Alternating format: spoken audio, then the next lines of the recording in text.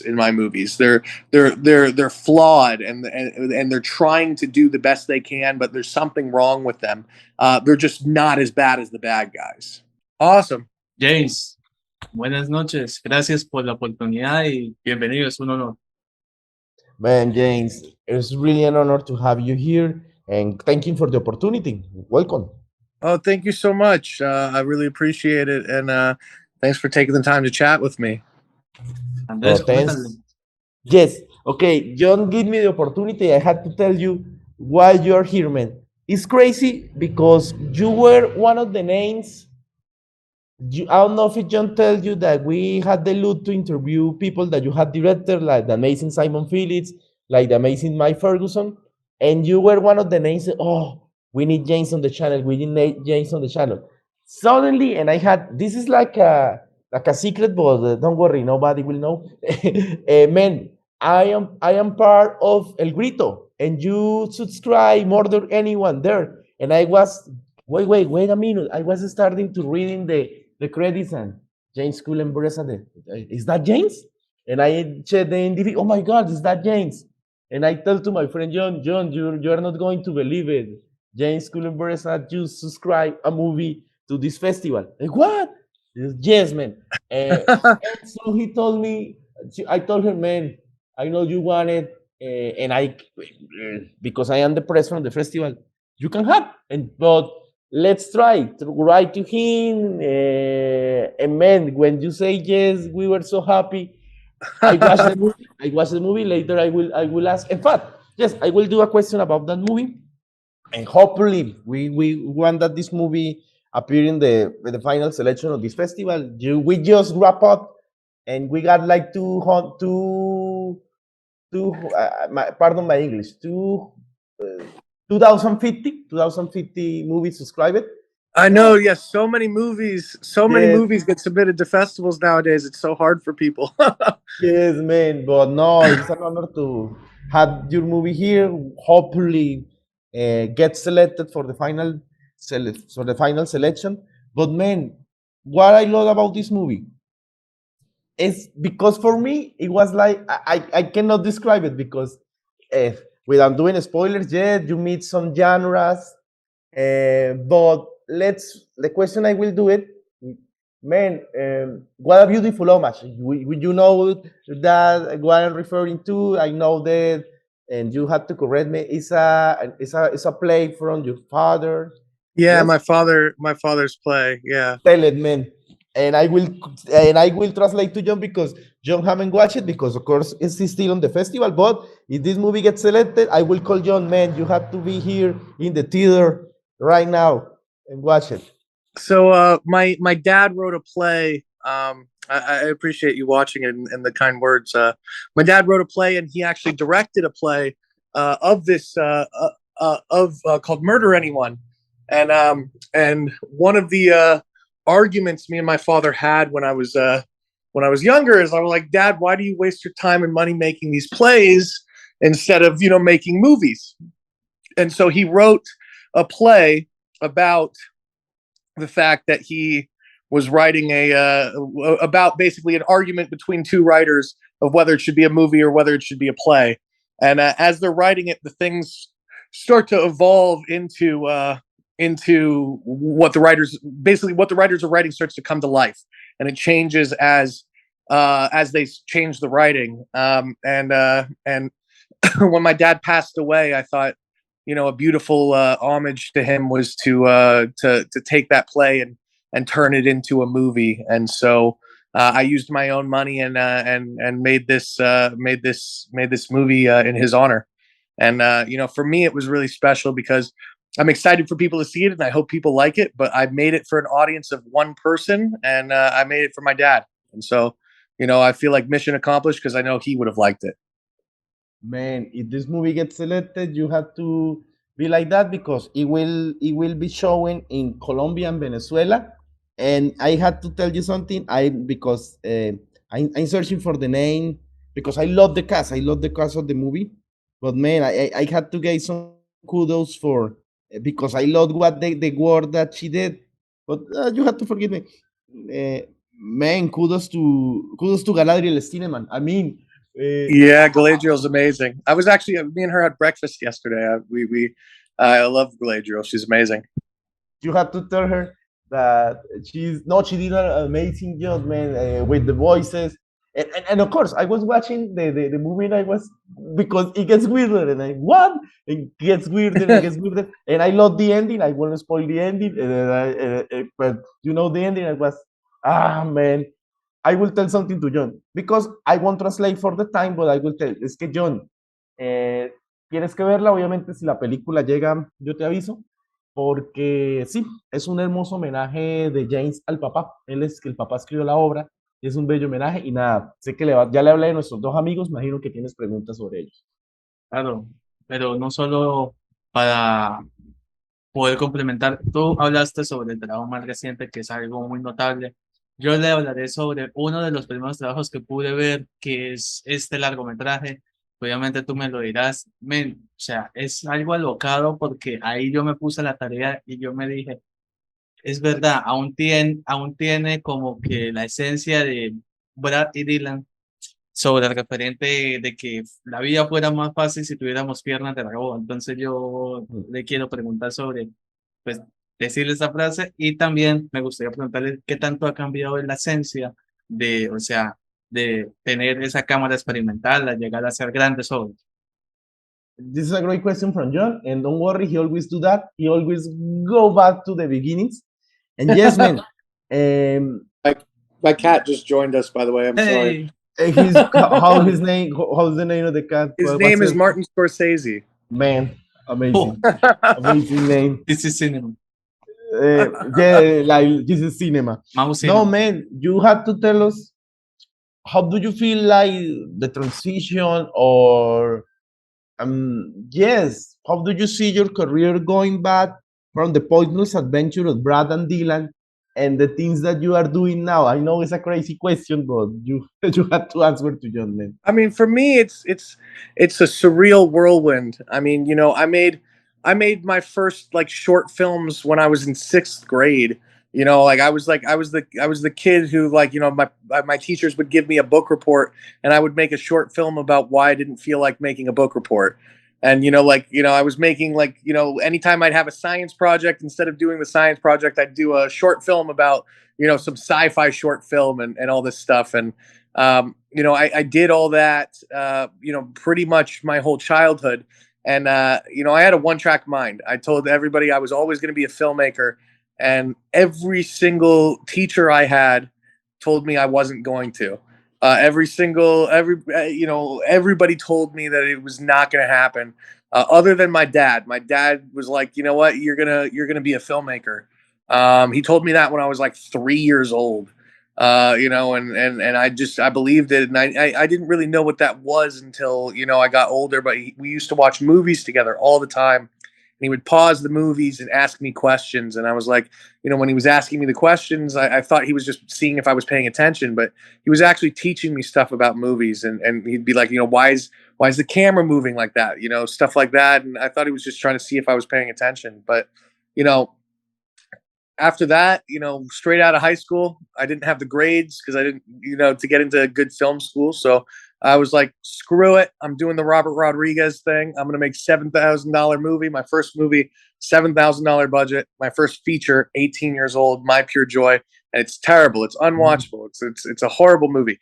But but I learned a lot. You know, I did every job. I was like the boom operator. I was directing, writing, producing. You know, I was doing effects. I did everything. You know, I had like, it was me and like a crew of like 4 people, and we did the whole movie together. And you know, I had help with effects and I had help with all this stuff, but it was just like 4 of us. So we're all like kind of wearing every hat. Like nobody was just the position that they were on it. And from there, I just kept, you know, building and building, trying to make movies, you know, bigger and better each time. And, you know, I remember I made a couple movies and I was submitting them to film festivals. You know, with Hate Crime, that was my second movie. I submitted that to festivals, and it got some notoriety, and then it got banned in the UK. But you know, it had all this stuff going on, but I wasn't getting hired for anything. So I was, you know, I got offered one movie, which was called White Crack Bastard, and I was offered to direct that movie. and I was offered $1,000 to direct it, and I was like, "Oh my god, I can get paid to make movies!" I didn't know. I thought I had to like. I was like, "Oh man, I thought like I only got paid if the movie made money. I could actually get paid up front. Wow!" And so like from there, I was like, I gotta start trying to get more stuff. So I just kept tenaciously trying to get as onto as many sets as possible as a director, and just make it a little bit bigger and a little bit better every time. And flash forward to where we are now. I'm still that kid just trying to make a bigger and better movie each time, man. Like I've just lucked out that I got to work with such wonderful actors, and that the budgets keep growing. But I'm still, I'm 30 years old, and I feel like I'm just getting started. Man, I was going to ask you, yes, you're young. In fact, you're younger than me. I got 33. I need to tell my friend John. John, esa película la hizo cuando estaba en sexto grado. De hecho, a los 18 años él hizo su primera película, que es My Pure Joy. Dice que, bueno, que él le pareció horrible, pero que él hizo todo. Después él hizo Hate Crime. Con Hate Crime fue prohibida en Inglaterra. Y él pensó que, digamos, que como que eso le iba a traer malas cosas, pero él después hizo White Crab Bastard. Y White Crab Bastard, él le pagaron. Y él dijo, ¿cómo así me están pagando? Tiene 30 años.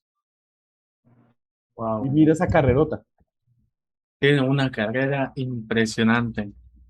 You got an amazing career. This is what John is telling. Oh, thank you, man. I hope I hope to continue just building and growing. That's all I'm trying to do.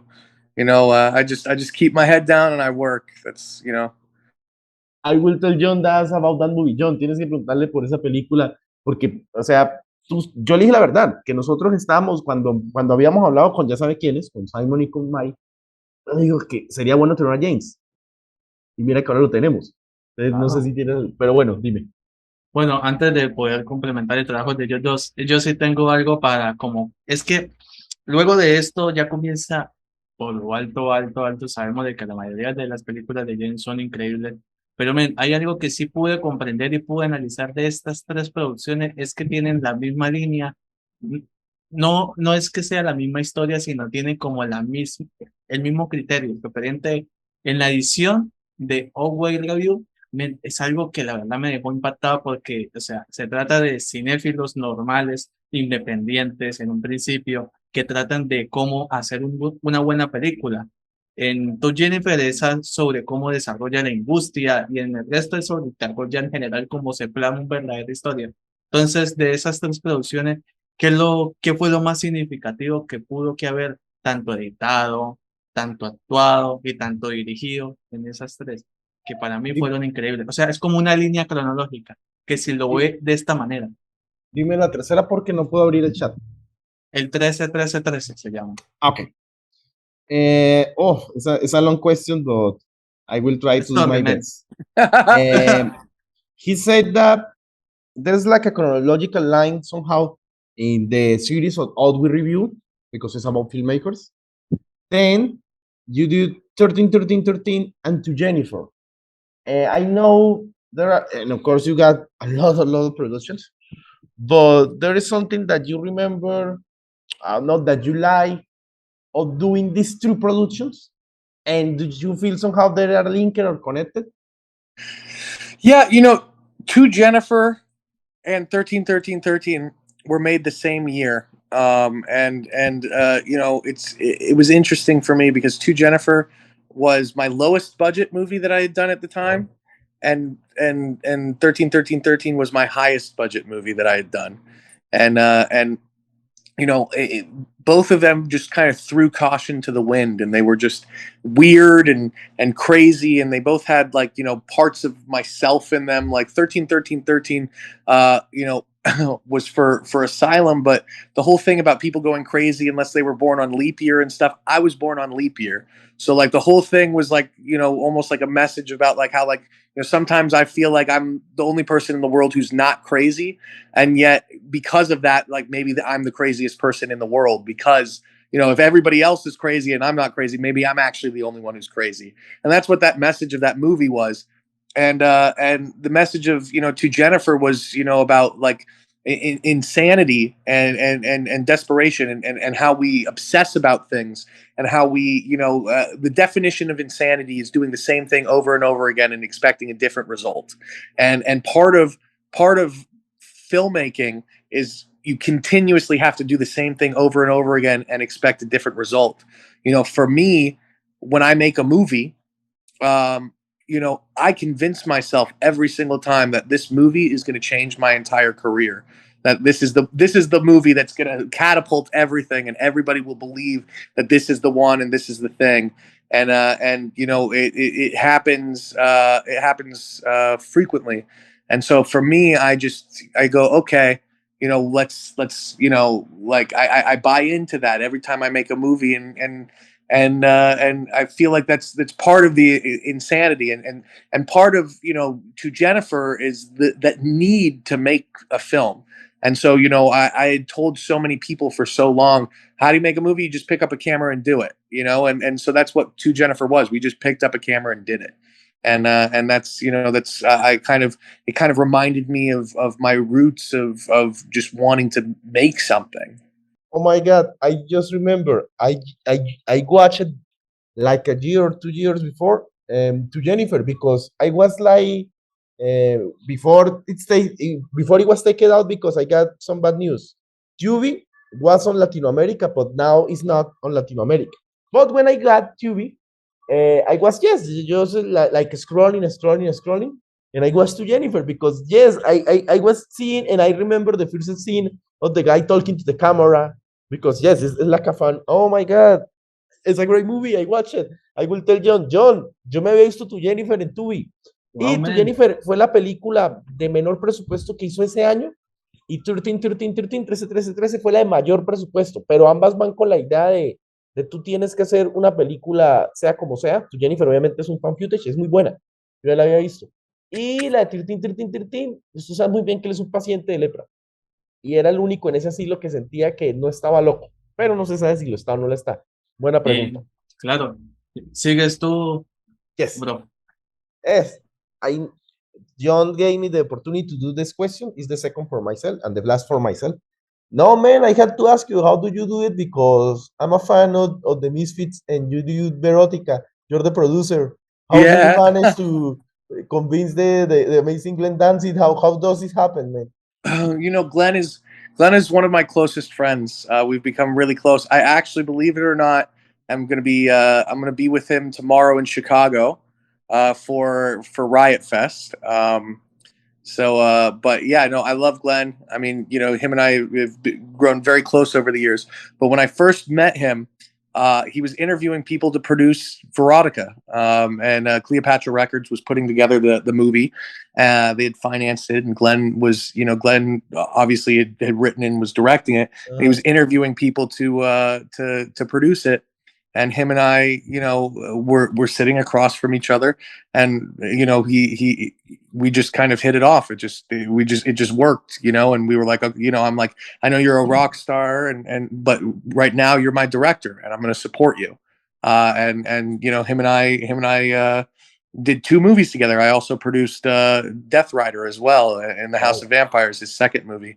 And Glenn is awesome, man. He has a vision, and he's a very good friend. And I've very much enjoyed being friends with Glenn over the years. If you see with Glenn tomorrow, tell him that some crazy dudes in Colombia. No, I know he knows it, but he has to know that, man. Misfits is great in every part of the world, and also Misfits, the project from Dancing. We love him, man. We love him. And in fact, I was waiting to ask question. In fact, I need to go back to my old Misfits here. Thank you, man. And tell you're awesome, and tell Glenn that he's awesome, man. We love him. We love him. John, gracias. Que él mañana se va a ver con Glenn Danzig. Oh, Y él produjo las saludos. 2 películas de Glenn. Yes, hi from the channel to Glenn. John. Sí, Uf, Yes, continúa. No, que estoy feliz porque vas a preguntar por las películas. Bueno, men, yo te soy sincero. Obviamente sería muy extenso hablar de cada una de estas que estoy mencionando, pero las voy a reunir en una pregunta. 2 en una, si quiere. Primero, ¿cómo usted ha visto todo o sea, esa evolución de la venganza en tu cine. Y por favor, que nos comente porque van a ver la entrevista, cómo fue la experiencia no solo entre por actores increíbles, pero la actuación de Simon Phillips y de Mike Ferguson. John, yo sé, tú dijiste tres películas que no las puedo leer. Bueno, obviamente, Survive the Game, Eh, Fortress y Survival Fortress y Hot Sea. Yes. Man, this channel is a labor of love. And in fact, we know that these two movies got great cast, amazing cast, but we want to showcase the world of friends, Simon Phillips and Mike Ferguson, because in fact, they were like the first interviews in this channel. With this channel, it was like a project in university. In fact, if my is here, he will hug us because he said that we were one of the first media that showed him, that interviewed him, and now he got an amazing career. But the question is not only about them working with them, with Maya and Simon, but how do you see the transition of the vengeance as a subject? Of course, we are talking about Survive the Game, Fortress, and Hot Seat. Yeah, I first worked with Mike Ferguson on Beyond the Law, which was my Steven Seagal movie, him and DMX, and Mike played Jinx. He gets he gets his leg broken in the alley, and Mike is a team player. He's just such a rock star, and he's the type of guy that really like throws his all into everything. And so when he did that, and we worked together, I just knew you could tell when certain people are going to go places. He's a go-getter, and he just really cared. And actually, believe it or not, Mike has done most of these tattoos that are on my arm. Wow. Mike has done Amazing most of work. these tattoos on my arm. Mike tattooed a lot of this, um, like the little Heisenberg Ah, right there. Seminade. So that's that's a lot of Mike. And Mike and I have been good friends for a couple years, and he's just a hard worker. And Simon Phillips, man, Simon is funny. That guy is a funny guy, and Yes. he's a very brilliant actor, and he's really dedicated, and he's great with just improv, and he's just so natural on camera.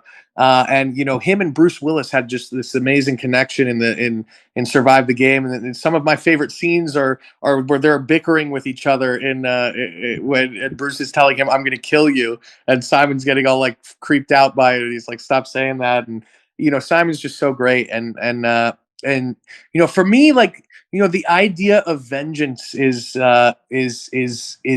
great because I liked exploring that in these movies because it's how far will somebody go in order to exact vengeance and at its core, these are flawed heroes that are trying to do their best to hold themselves together while they're completely falling apart. And in order to do that, these people are putting themselves back together in the best way they can, and they're lashing out violently. So my heroes never feel like heroes in my movies. They're flawed, and they're trying to do the best they can, but there's something wrong with them.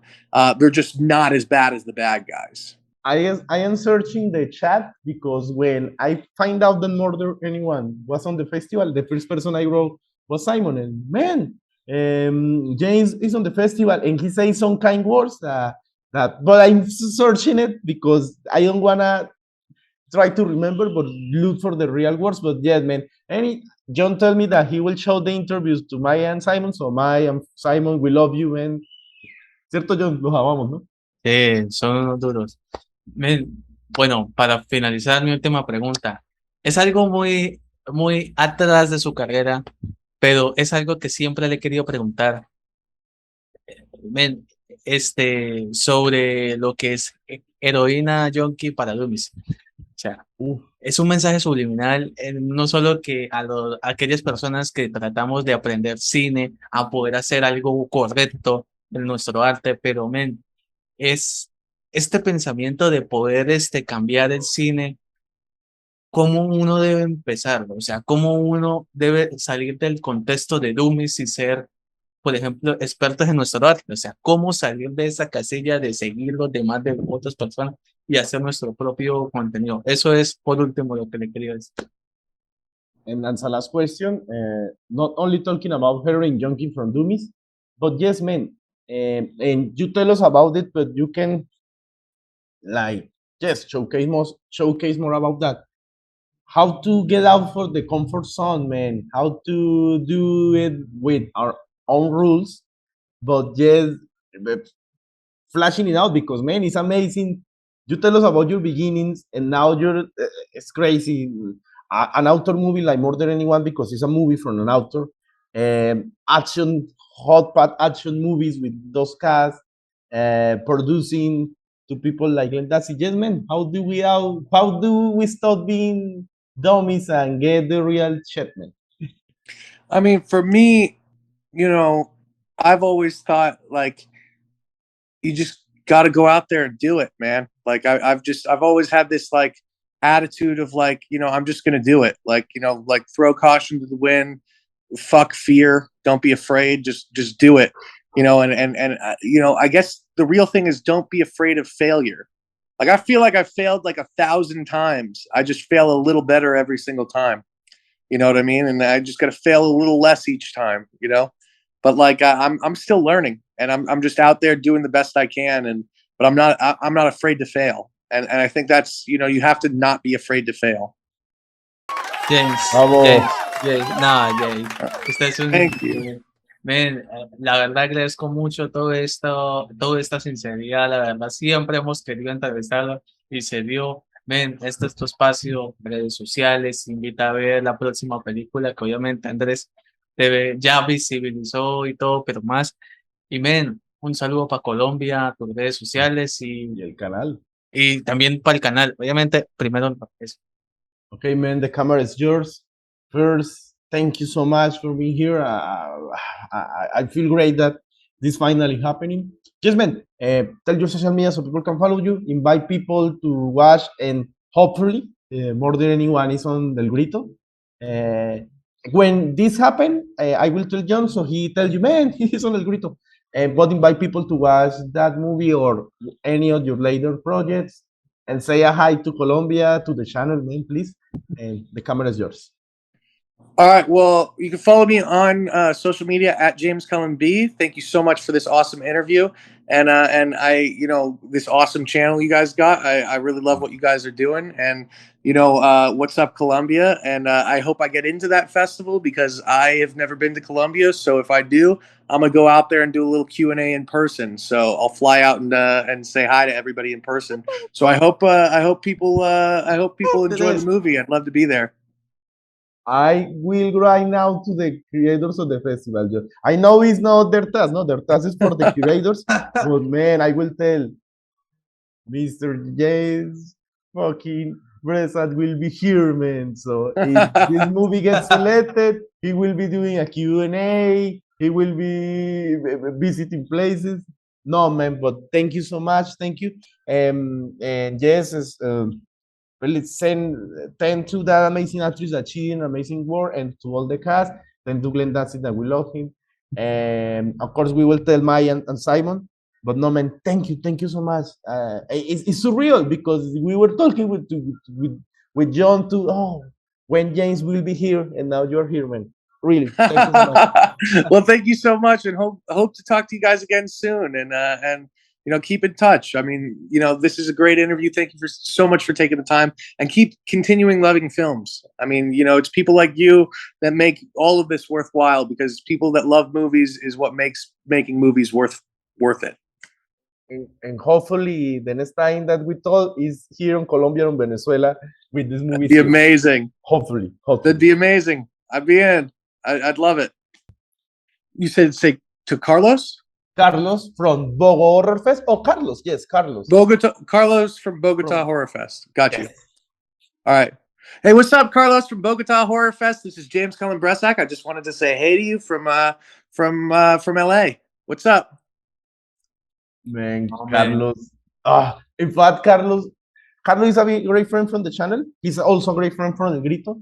Man, he was like, when I know he will do Jhon like that, because we had on the channel Yoshihiro Nishimura, and he was like, you got on the channel Yoshihiro Nishimura. So he was like, man, let me know when James be here. So, man, thank you. Carlos, eres un teso, un duro. No, James, gracias por esta maravillosa oportunidad. Bienvenido siempre. Por favor, que esta no sea la última vez, que sea Dijo alguna que quiere ocasión. volver. Dijo Oh, que quiere man. volver. Haznos prensa para la próxima película. Of course. Yes, man, we are here for you for every movie or press that you need. And of course, we hopefully in person. But I know we will see later here or in person. So Awesome, guys. Thank you so much. awesome, man. God Bye bless you, bye. man. God bless you, Thank you man. so much. Roll. Good weekend. Bye. Rock and roll, man. Bye bye. Thank you so much, guys.